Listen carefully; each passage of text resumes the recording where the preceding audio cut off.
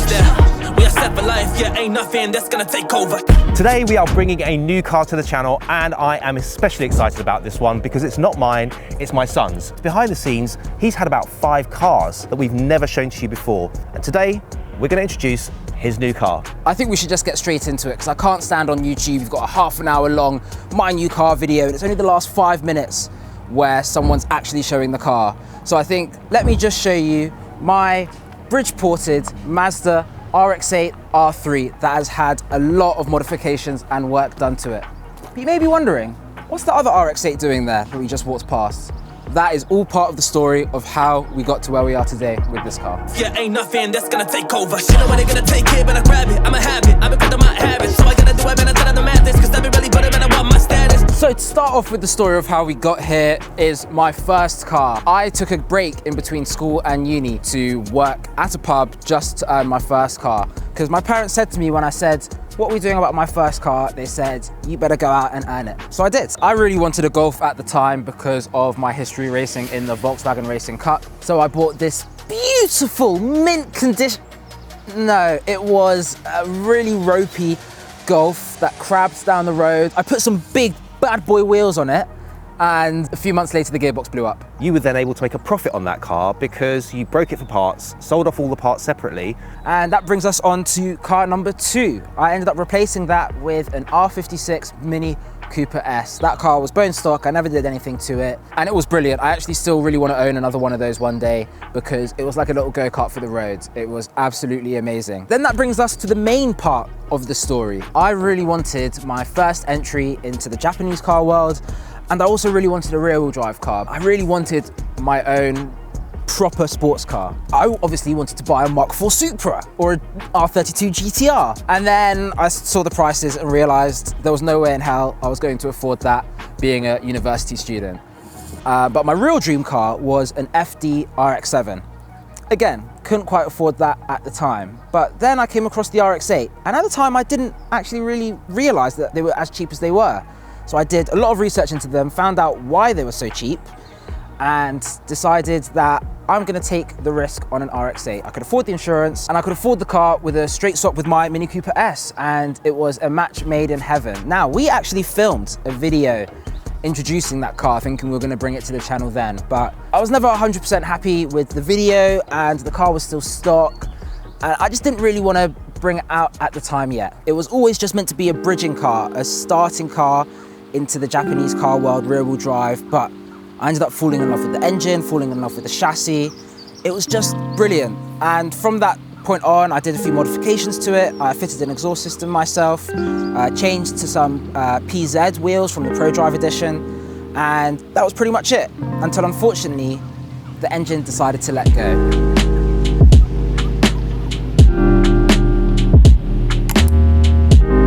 Now with these rotaries, it was a coolant seal that went, which is the equivalent to a head gasket going, pretty much. But instead of a head gasket being a relatively easy, quick job, you've got to strip the entire engine apart and put it together. Now, I was still at university at the time, so my budget was very, very limited. And I decided to go to a more local and cheaper option, which decided to bite me in the foot because after they rebuilt it the first time, they rebuilt it a second time under warranty within less than 3,000 miles. And then just over 2,000 miles after that, they had to rebuild it a third time because of a part failure that they fitted. Now, I'm not gonna mention their names because we don't need to get into that, but I've now learnt my lesson with picking engine builders, especially for something like a rotary. But to be fair, they did have a good reputation. They were one of a few engine builders in the country that specialise in rotaries. It wasn't like you went out there and just picked some cheap random place. They had really good reviews. We later found out that they wouldn't fix your engine when it broke unless you gave them a good review, which they coerced you into doing, which is one of the reasons why we just don't want to get into it. So anyway, we'll tell you about the good ones that we work with, not the bad ones. So after we got the engine built, I brought it back to my mate's unit. We ended up fitting some coilovers, fitting a Mazda Speed front bumper, a rep one, but fitted that, fitted an intake, and kind of had the car getting closer to what I was envisioning for it. Several rebuilds later, a few more modifications, Mazda Speed side skirts and a genuine Mazda Speed rear spoiler. Unfortunately, it met its fate to a big Mercedes van on a rainy day, and the car was over. It was dead.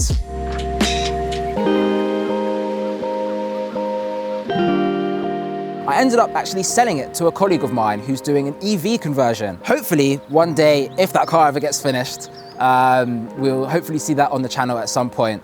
But that car got sold and I decided to go out and look for my new car. So I decided that I wanted to get an R3 edition of the RX-8. It was the final iteration. They made some changes to the front end, the interior, some oil injection. I'm not going to get into the details of what makes this specific. James will actually be doing a review on this car. So if you want to get a proper car reviewer's input on what this thing's like, then make sure you check that out. That'll be over on JM on Cars, and we might actually do an extra piece on JM and Friends as well. We'll leave a link to those channels in the description.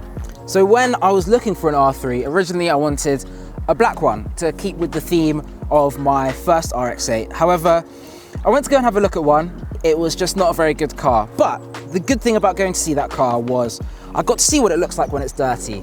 And what happens with a black car, beautiful color, the black on these cars. It's got this bronze metallic. When it hits the sun, stunning bit of metallic flake in there. But as soon as it's a bit dirty, it just kind of makes the whole car look a bit brown. So then there were two colors to choose from, Metropolitan Grey and Crystal Pearl White. The Metropolitan Grey was beautiful. One came up on the market. It was there. I called the guy up, said, I'm gonna come down and look at it in 2 hours. I've just got to finish work. 30 minutes later, he called back and said someone had already put a deposit down. And I was kicking myself. I was like, why didn't you put the deposit down? The reason that car went so quickly is because they only sold 30 Metropolitan Grey cars in the UK. So they are very rare. So then it was back on the search. And I was thinking, well, that means that he's going to be looking out for a white car. Once a white car was on the table, I thought, ooh, yeah, that would suit all the other cars on the channel really nicely. It took 9 months for me to see a clean RX-8 R3 in white on the market.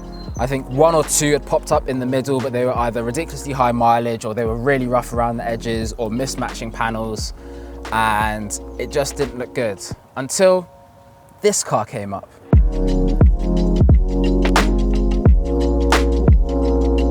This is a 2010, the last model year they sold in the UK. You can tell by the big elephant ear mirrors, and it had the slightly better gearbox. But other than that, it's the same as any other R3.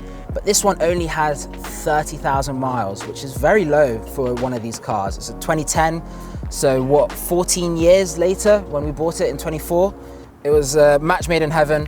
Went down there, picked it up, drove it back, and at the time you were borrowing James's Celica GT4, so we had two white cars pulling out. It was just a really cool experience to drive home with those two. Yeah, two very cool Japanese cars on the way home. Obviously we had to get the pictures at the petrol station, and then as we were going along, Damani started to notice something that was not quite right.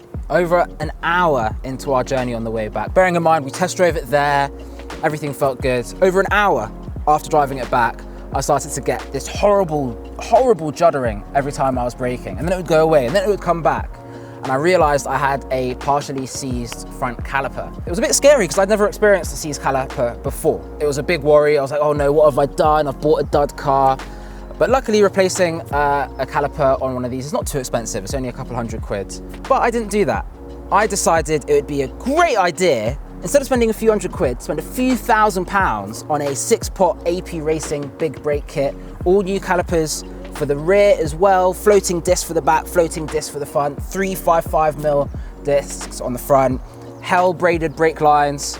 Yeah, I just went a bit mad on making sure that my brakes would be better than good for a very long time. And we put them to the test by taking it on a little track day. Yeah, no fades, absolutely nothing. It was brilliant, exactly what I wanted them for. I had this motto with this car from the start: do it once, do it right. With my first RX-8, it was a bit ropey, it was cheaper, I was at uni still, didn't quite have the budget, so things were kind of done on the bodge here and there. You actually got your hands dirty as well, which is rare to see. I always do the work on my own cars. Dad actually helped me out, which he was so happy to do.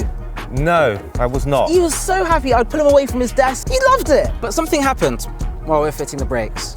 I was looking on the forums and someone posted their car up for sale, said, oh, I'm considering selling my car, I'm not sure, just testing the waters. And it was that car there. And nobody believed it, but I showed them what I was. It's I am a monster. turning back on my run, yeah. I'm about to show them what I have been on, yeah. Yes, I'm about to do it when they see that I'm around, yeah. Cause we pull up with action, yeah, we make them all believe.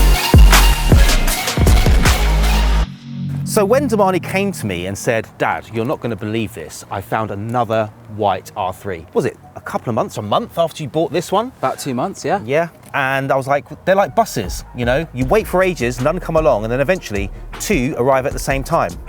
And there was something about this particular car though that you found especially interesting, and it had something to do with the fact that that car was largely stock apart from the brakes and had absolutely no other mods done to it. It was pure, it was original. But this car came up already modified with a lot of stuff already done to it that I was either literally about to press the order button on or already had bought while I was waiting for this car to come up. I had it sitting in the garage ready to go on.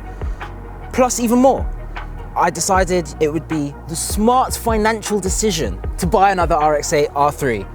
I just thought it just made so much sense. Like, he'll be able to sell the parts that are already fitted to this car that were sitting in the garage and get some of his money back at least.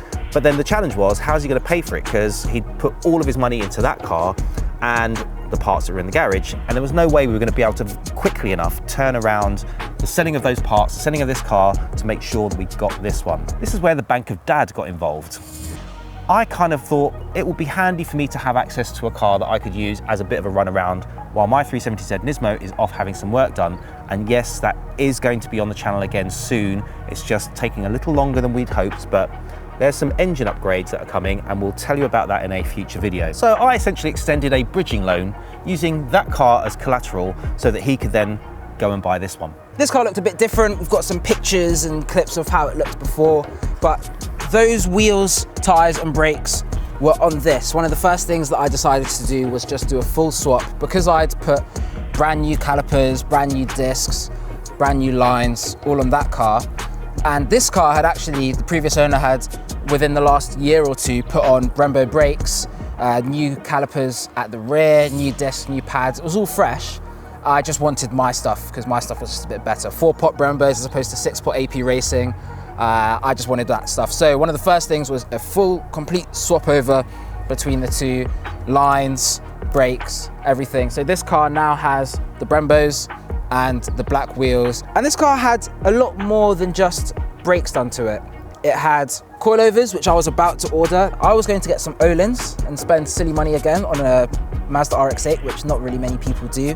But this car had some Tains. It had Tain monosports. But the really cool thing that the guy had done with these Tains is he'd also bought their EDFC, electronic damping force controller. So this car has a GPS unit fitted, and what it does is, depending on your speed and your G-forces, it can independently adjust the damping front and rear so that it can give you the best ride quality. You can change the settings, have different modes. It's basically a Ferrari. Look, it's a great car, and we should probably talk about those details once we're on the road. But before we do get on the road, let's give you a rundown of the modifications that this car came with, and then we'll run you through what's happened since. So starting off with the suspension, as mentioned, it had the coilovers with the adaptive damping.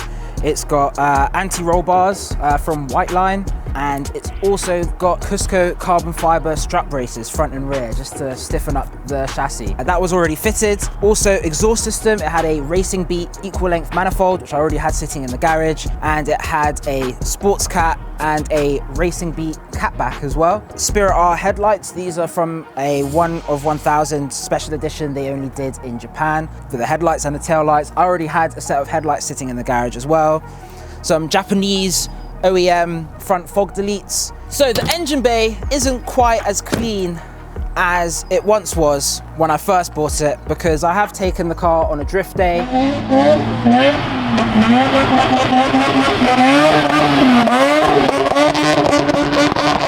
It's been fully bridge-ported, the internals have been lightened and balanced. It was a full nut and bolt rebuild, not like a lot of these other companies that reuse bolts.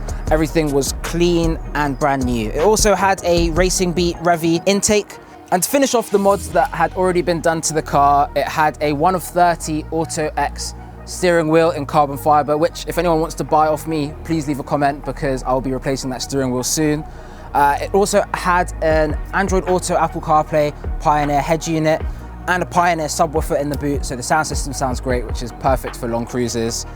And that is what has been done to this car beforehand. And since then, I've done a few mods myself. I fitted the AP Racing brakes, new brakes at the rear, new braided lines. I've also fitted these raised ZE40 wheels with 265 8008 RSs front and rear.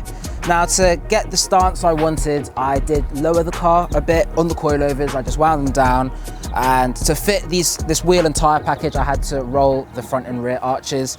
I got a local guy to come and do it, and he did a brilliant job making sure that he didn't damage any of the paint. And I've also fitted a muffled center section exhaust just to kind of clean up the tone of the exhaust system. So that's what I've got fitted currently. I've got a few more parts waiting to go on, but I think that's going to be a topic for a future video. Okay, enough talking, standing by the car. Let's get this car out on the road, see what it's like, and hear it, because the sound it makes is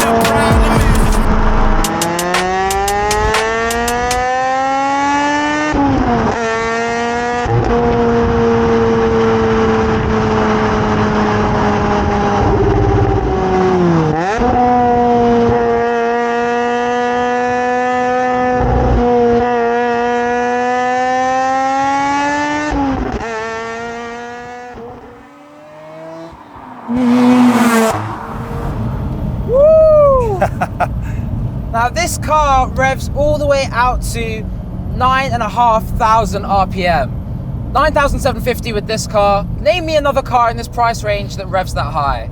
And it's absolutely brilliant. Front mid-engined, 50-50 weight distribution. Doesn't really get, it's a Ferrari! James's Ferrari F12. Yeah. Adaptive damping suspension, front mid-engine, revs over 9,000 RPM. Ferrari. The sound this thing makes is absolutely epic. Now, not everybody will like it, but I think it's cool. Oh, I absolutely love it. Honestly, can never get enough of it.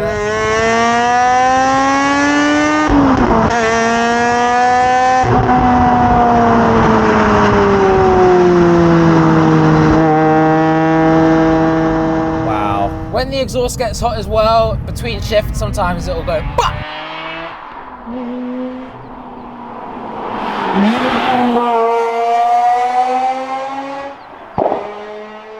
It's just such a great feeling. This particular suspension setup though, we're not 100% happy with where it's at right now.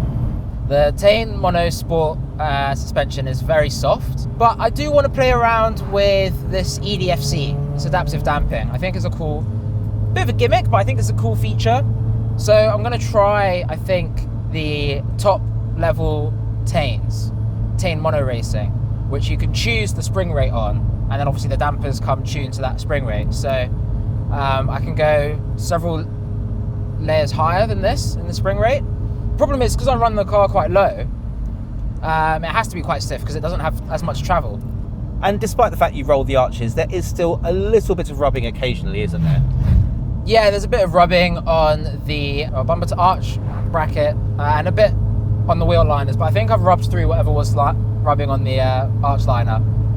Low life. Exactly.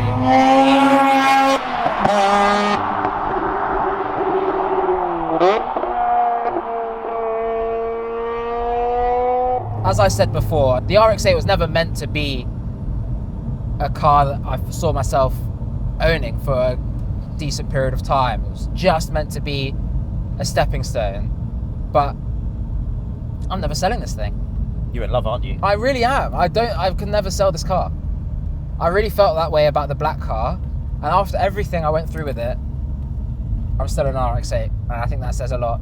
Now, I could have spent the same amount of money, I could have had a much faster car, much more reliable car, much better car in every measurable way, but it just wouldn't put a smile on my face in the same way.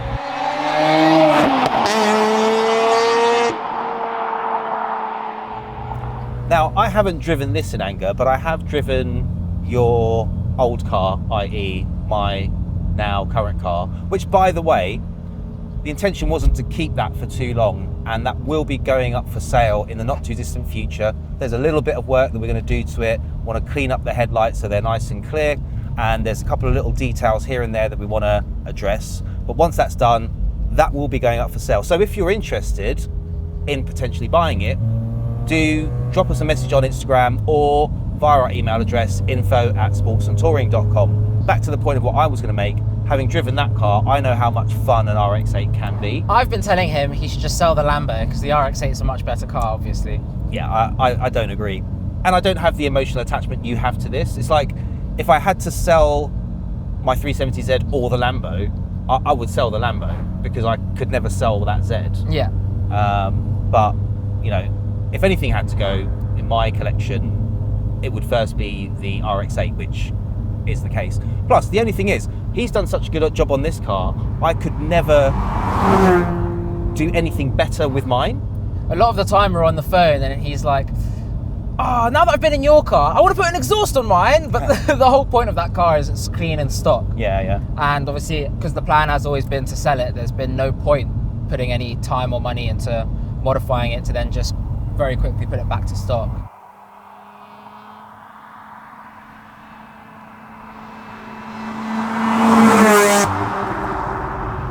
So I won't lie, I am a little bit envious of this car. That's the truth. It looks amazing. The ride height is spot on. The fitment is pretty good, despite rubbing. Just needs slightly stiffer suspension. And then obviously the mods that you've got planned for it. I mean, I wouldn't want to do it any other way. So if I kept mine, I'd just have to make a clone of yours, and then that would just be stupid. Yeah. Many people have said to us where they've seen us out and about that this is one of the cleanest, nicest RX-8s they've ever seen. And not just anywhere, at some venues where the cars there were of an especially high caliber. Yeah, I think the problem with RX-8s in general is they're so cheap that unfortunately a lot of people don't want to put the money into them, which is a real shame because you don't see many examples of nice ones. Now, there are lots of nice ones out there, and I've got mates who have really nice examples of them. But generally speaking, there is this stigma around the RX-8 where it's just unreliable, it's slow, which both things are true, but that doesn't leave people any want or need to go out and do nice things to them. And money doesn't buy taste. That's not what I'm trying to say. But generally, I think people who put less money into their car end up with a product that isn't as good. And like I said, I know when people say, oh, I'm never selling this car, I genuinely mean it. I don't ever want to sell this car. I'd rather put 50, 60 grand into this car and have the craziest thing, this craziest RX-8, you know, other than like a full-blown GT race car. Yeah. I'd rather do that than have a GTR or something, just a plain old GTR. But having driven GTRs myself on track as well, I'll be honest, I don't think they're as much fun for the type of driver that you and I are. They're really loads of fun for people that like to sit at the traffic lights, put it into launch mode, and drop just about everyone and anyone on the road. But for people like us who actually like the twisties, I think this is the more fun car. More fun because, you know, you can rev it out, enjoy the acceleration up to the next bend, then by the time you get there, you're at the top of the revs, then you've got to brake. There is that saying, it's more fun to drive a slow car fast than a fast car slow. And 100%. It's so true.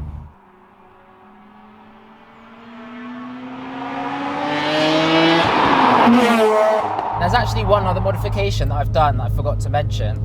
It's got lightweight clutch and flywheel already, and that was already done, but I've put in the first generation 6-speed manual, which has slightly shorter ratio gears. So as we said, we like the acceleration and getting up to it. So it just means that I get to do a bit more shifting in between each of the corners, which I absolutely love. And I've got semi-slick 808 RSs on the car as well, so in weather like this, it just absolutely sticks to the road.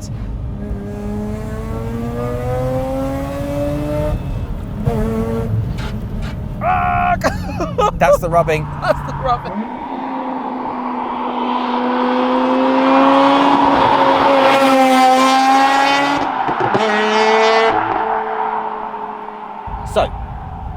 you've got the S1 gearbox in this. Once you actually swap this over, and you did do the work yourself with a bit of help with some friends on a driveway. Yes. Reverse is now in a different place to the standard R3 gearbox. Yeah, so the R3 gearbox, it's like next to first. With this gearbox is next to sixth. Yeah. Right. So since putting this gearbox in, have you noticed any sort of significant difference, improvement to the driver engagement? Slightly. It's with this new gearbox, it's been a little bit better. To be honest, the ratio change is quite minimal, but I just quite enjoy it because you just get up through the gears faster. Some people were saying that, oh yeah, but why would you want to shift more? That's what a manual car's for. Yeah, it's for the engagement, the driver engagement. Exactly. Now you do sacrifice a little bit of top speed, right? Yeah, and a bit more drone on the motorway. As you can hear, this car's quite loud. It's not too bad when cruising. With the big subwoofer in the back, I normally just turn the music up. But it has meant that the revs have picked up a little bit on motorway cruising speed, so it's a bit more drony.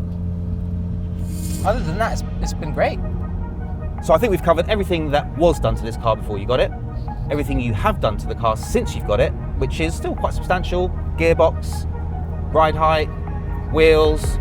We've mentioned a couple of the mods that might be on their way, but that's not the end of the plans. So if you want to know what those things are, the best way is to make sure that our future videos show up on your home feed. And the best way to do that is hit the like button, leave a comment down below telling us what you think you should do, and of course, hit the subscribe button and the bell icon and choose notifications on all videos. And I think between now and then, all there is to do is just enjoy the car. Yeah. Let's go. Ain't nothing that's gonna take over. Shit, I'm gonna take it, but I grab it. I'ma have it.